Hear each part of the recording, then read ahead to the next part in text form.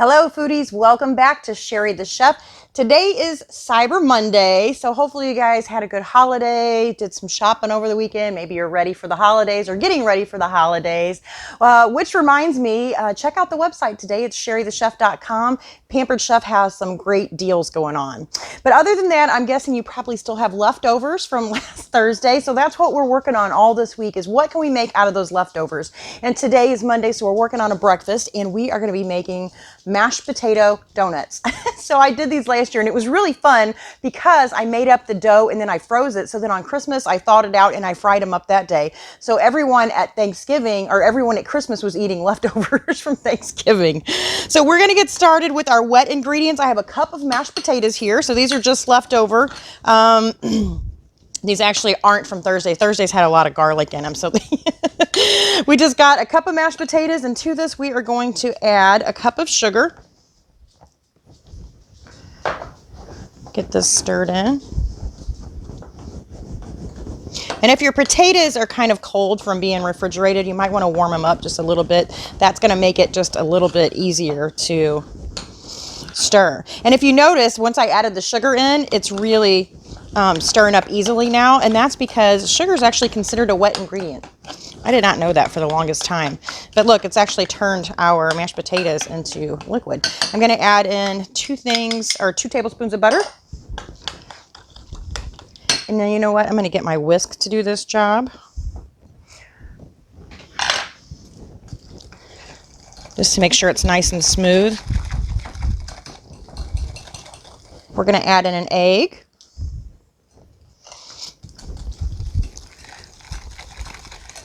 Ooh, it turned a nice pretty yellow. It almost looks like they're lemon flavored. Ooh, that's an idea. We're going to make spice ones though. Lemon ones do sound good. So we're going to throw in you know what? I think I may just make lemon ones. I have some lemon icing left over that I think I want to use up, and we might just do away with that cinnamon and make these lemon. So also into our wet ingredients goes a cup of milk.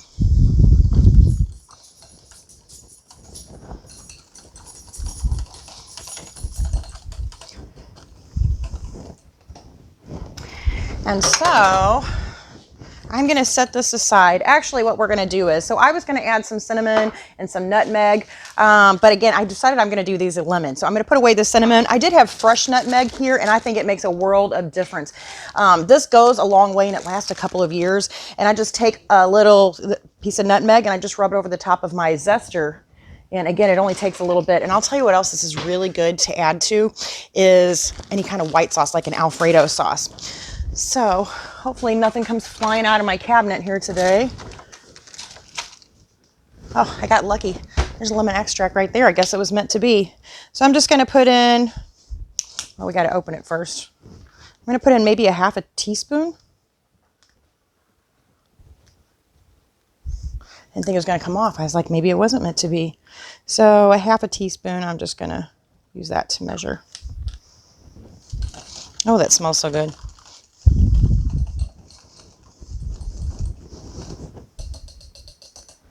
And I'm going to grab another whisk here, just so I can whisk my dry ingredients together.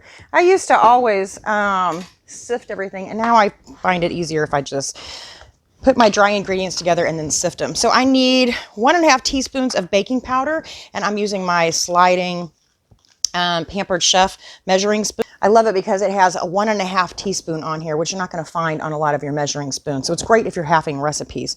So we want 1.5 teaspoons of baking powder. And then I'm just going to whisk to make sure this gets nice and incorporated.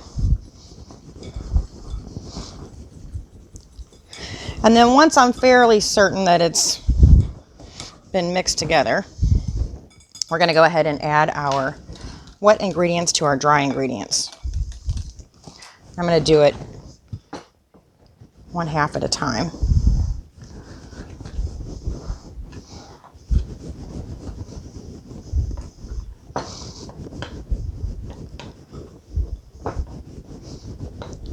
All right, and then the other half.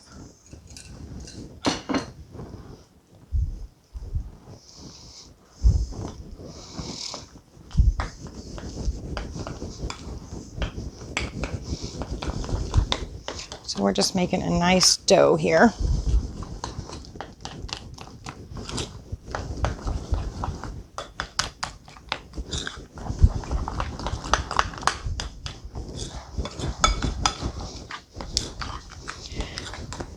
And it looks to me like we could use a little more flour in here.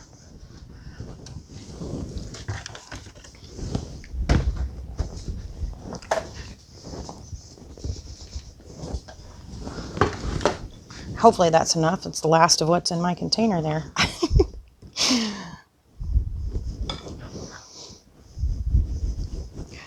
There, that's better.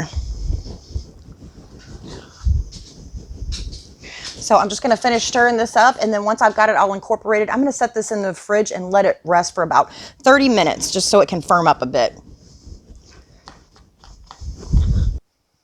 So our dough's been resting for about 30 minutes in the refrigerator, and it's chilled and it's ready to go. So I just dusted my work area with a little bit of flour, and I'm just going to turn my dough out onto my flour. And then we just want to pat it. I don't really want to roll it. Just going to give it, and we want to leave it kind of thick. So, oh, about like that. What is that, about a half an inch? Something like that. And this is the same way I do my biscuits too. I don't roll them, I pat them out. Okay, so we're just going to use a cookie cutter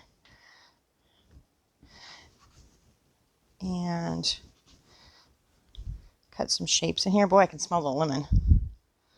These are going to be good. I love lemon. I'm going to get another one out of there.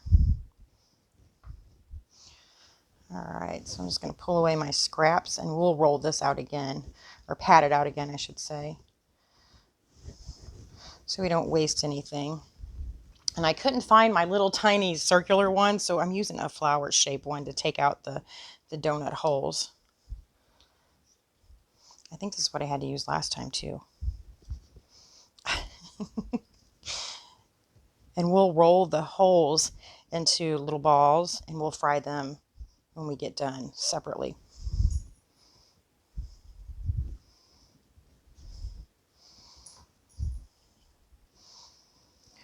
All right, so I'm just going to finish rolling that out, and we'll cut a few more donuts, and then we'll get out our deep fryer and we'll be ready to fry. All right, I've got my donuts all cut out, ready to go, and I've got my deep fryer all heated up, ready to go on 375. And I'm going to leave the basket down in there, and I'm just going to drop these down one at a time. And then I'm going to fry them two at a time.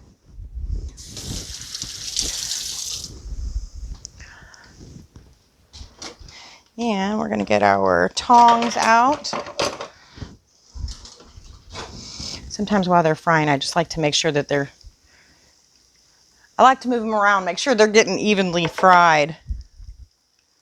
And then sometimes I'll turn them over too, just to make sure the top and the bottom are equal. So these are probably going to take just about 3 minutes, maybe a minute and a half on each side. I just flipped them over, so about a minute and a half on the other side, and it should be good. These look just about done, so I'm going to go ahead and use my basket to pull them up out of here.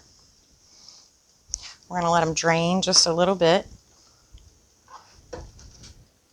And then, like I said, I always like to let everything drain onto like a baking sheet or a cooling rack or whatever, where it has room for the grease to drip away, or the oil, I should say, and it's not sitting in the oil that you fried it in. So I'm going to finish frying these up, and then we're going to ice them. All of our donuts are nice and cooled down. So I had some leftover lemon frosting, which is why I decided to do the lemon donuts. And I had it in the fridge, leftover from a different dessert. So I just popped it in the microwave just to soften it up and to make it to where we can dip our donut in here. So I'm just going to take my donuts one at a time, dip them, and then we're going to flip them over onto our plate. So they're just going to have a nice lemon glaze on top.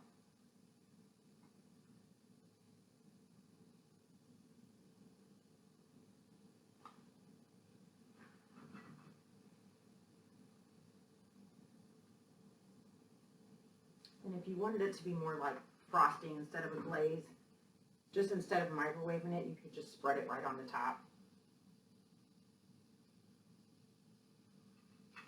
So once this dries, I might give these another coat as well, just to thicken that glaze up just a little bit on top. And I have to be honest, I already cheated and had one. I had a half of one. The other half is in the microwave.